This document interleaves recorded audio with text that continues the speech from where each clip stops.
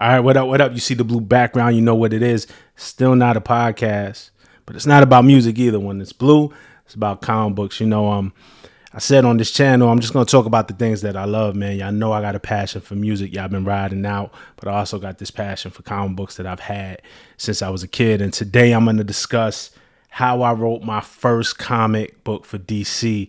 For those of you that's followed. A little while back, I did a episode on how I wrote my first Marvel comic. I'm a huge Marvel comic fan, but before I wrote for Marvel, I actually wrote a 10-page story about the Flash for DC.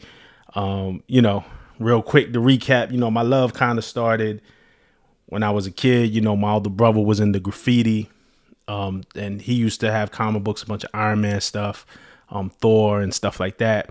And then my mom used to babysit for a bunch of kids in the neighborhood, and one of the little girls she used to babysit for when we were kids, her mom worked like in finance at DC Comics. So every Friday or every other Friday, she would bring us, me and my little brother, a manila envelope with comic books. Like I remember like Batgirls, Batman, Booster Golds, Blue Beetles, sometimes some Superman, stuff like that. So comic books was always around when I was a kid. And then my best friend that I grew up with, Damian Scott, was just always ill drawing, and he grew to be a renowned artist, comic book artist as well. And actually, my first job ever was in a comic book store by the name of Brain Damage in Brooklyn that existed in the 90s. Rest in peace to Carlos Rosario, had one of the illest collections I ever seen. Brain Damage was in the Kensington area of Brooklyn, right off the Prospect Expressway. The house is still there. There's this blue house on the corner as like you're approaching the Fort Hamilton exit going out towards Ocean Parkway. That's why the background is in blue. It's in homage to Brain Damage and to Carlos. And, that was the first job I had at like 13. It was for like $3 an hour. So solo number 10 is it right here. I got a couple of copies, right? This was the first comic book that I ever wrote, and listen, man, I talk about music, but I just don't talk about music. Like I make my own music. Like I talk about comics. I'm a fan. I partake in it, but I've been blessed to have the opportunity to write comic books as well. So this is the issue. Solo number 10 came out in 2006. What Solo was, at the time, they don't do this series anymore, but it was a DC Comics series that focused on artists. So I think it lasted like 12 issues. And what they would do is give artists a chance to do the whole issue. And it'd be a bunch of mini stories. So it's almost like an anthology in one book. And the artist can basically write and draw what they wanted. Like the artists have full control of the book. So this dropped in 2006, and DC gave a solo issue to my brother Damian Scott, who did his own thing. But I mean, we grew up. I wish I had it too. I have it around somewhere, but we grew up making our own comics as kids. So he tapped me. He was like, yo, I got 10 pages where you could just write a story and I'll draw it just like what we did growing up. So the opportunity was absolutely handed to me, and I'm grateful for it, right? Like this, I mean, we definitely had email. Maybe I had a Hotmail address back and forth, but I found this script. This was the script that I wrote the script and I printed it out, and I printed a copy for me and I printed a copy for Damien. But this is the script that I wrote for the story. And then it was collected in this kind of anthology of Solo. So it's been reprinted a couple of times. Funny enough, it's almost like a cult classic. You know what I mean? But the story, if I'm being honest, the story wasn't that great. One of the hardest things for me, humbling, but I appreciated it, is a lot of the reviews that came out said that they didn't understand the story. The story was over people's heads. I think the story that I wrote was a little ambitious. And then Damien, to top it off, did this graffiti-inspired, wild art style that he hadn't really done before. So it was really just smacking readers in the head with something new. But again, it was Damien's platform. So, I think him pushing the envelope and showing more of his graffiti side was actually ill. I don't know that my story, plus I was a first time comic book writer, I don't know that my story complimented it. But, In the opening page, Damien actually talks about graffiti art is a major influence in my work. It speaks for my culture and is the style that most naturally flows through me. Throughout the book, I design compositions that are my attempt to bring the wild style to comic art. The thing I love about wild style letters is that although they can be hard to read, if you take the time, it opens up your imagination. My favorite artists have always been the ones that inspire the viewer to think outside of the box. So in my work, this is what I endeavor to do. Thanks for all the support. I love hip hop. Mosh 0110. That was Damien's it's kind of like his tag name, Mosh. And I love hip hop. Like, you gotta understand, this is before the hip hop variant covers. Like, this goes back to hip hop was always growing up, we always loved hip hop as kids in my hood, but we loved comic books too. And I don't think we really saw that crossover until recently, when Marvel did the hip hop variant covers. That was big. But you even think about how many rappers were into hip hop. Like, Method Man's code name is Johnny Blaze. Johnny Blaze is the Ghost Rider. You know what I'm saying? Like, that's hip hop. Ghostface Killer from Wu-Tang is Tony Stark. That's Iron Man. Think about Pete Rock. His AKA is the Chocolate Boy Wonder. Who's the Boy Wonder? Robin. Think about Drake's producer, Boy Wonder. Who's Boy Wonder? Robin. Think about the production team. My guys, Justice League. Like, Justice League is totally like a comic book themed thing. So it's always existed. But here it is. So the story was called Death Race, and I'll explain what I tried to do a bit, right? Basically, I tried to juxtapose the Flash in this dream that he couldn't wake up from, where he was fighting death. And for me, the reason why I chose the Flash was because Flash was, when I think about superpowers, right? I do so much, I multitask so much. If I could have one superpower, it would be speed. It would be Flash. It would like, so I could get through the things that I have to do. Let's say like grocery shopping or mowing the lawn or the chores, right? Like, I could get through that real quick, and then I could slow down and do the things that I want to do. So super speed, like the Flash's power is like my dream power.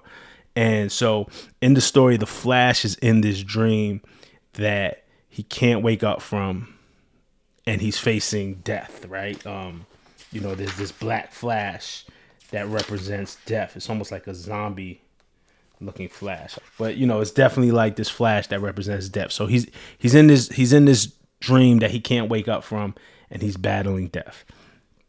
I juxtaposed those scenes with a character that I created named Dr. Benjamin Silvers, who was framed for killing a police officer, and he's on death row, and he's about to be put to the electric chair. So it's just hours, or moments before he's about to be killed. And he knows he's been framed.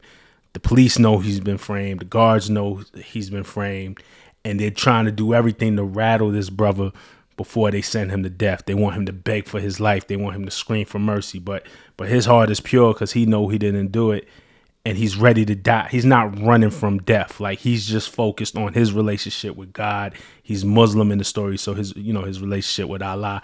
I kind of took the story from Belly, from the minister character in Belly that DMX goes to kill, and here DMX is ready to kill the minister, and the minister is just very calm and very much at peace. And that's what I try to mimic in the story. So on one hand, we have the Flash in a dream trying to fight against death, trying to outrun death, and he can't. The more he tries to outrun it, it's almost like a quicksand situation. Like, and then you think about it too, how I said, look, I want the superpower of being super fast, but death is something that nobody can outrun, man. When it comes for you, it comes for you. All of our life here is short.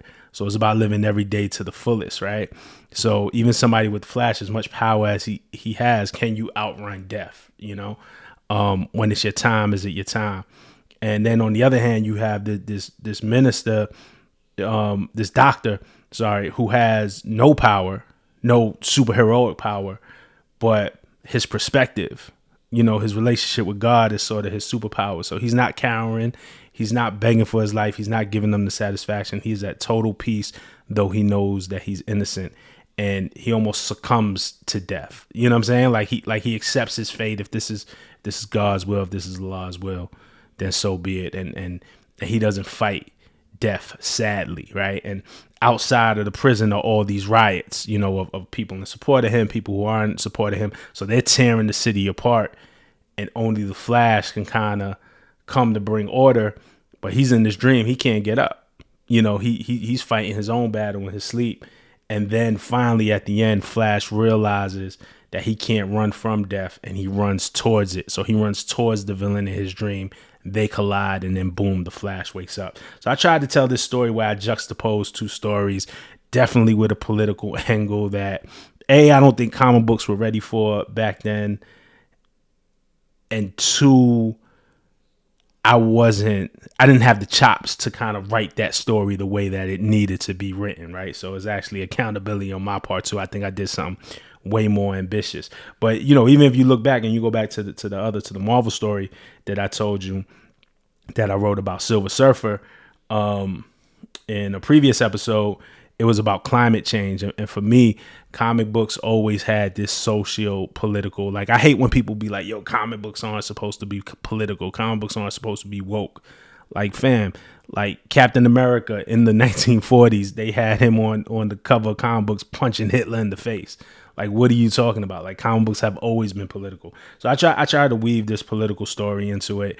I didn't quite have the chops to do it, but I'll show some of this on screen. But looking back at it, I'm so glad at this opportunity. The art was beautiful. Damian again pushed the envelope with this graffiti, with this wild style kind of way of storytelling. And I'm not gonna lie, it gets a little hard to read, but damn, imagine us just being young, just really trying to push the envelope, like getting the opportunity to do comics. And my man says, nah, I'm gonna do this wild style graffiti thing. And I say, yeah, I'm gonna tell this political ass story in it.